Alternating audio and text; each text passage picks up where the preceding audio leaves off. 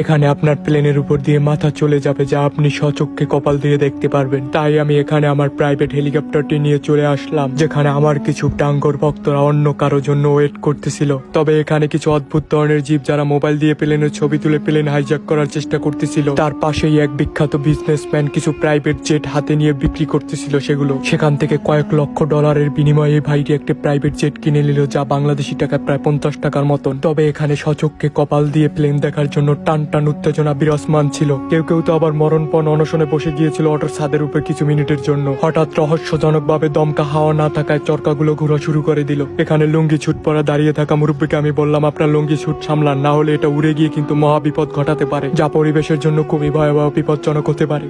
এখানে আপনার প্লেনের উপর দিয়ে মাথা চলে যাবে, যা আপনি স্বচক্ষে কপাল দিয়ে দেখতে পারবেন। তাই আমি এখানে আমার প্রাইভেট হেলিকপ্টারটি নিয়ে চলে আসলাম, যেখানে আমার কিছু টাঙ্গর ভক্তরা অন্য কারো জন্য ওয়েট করতেছিল।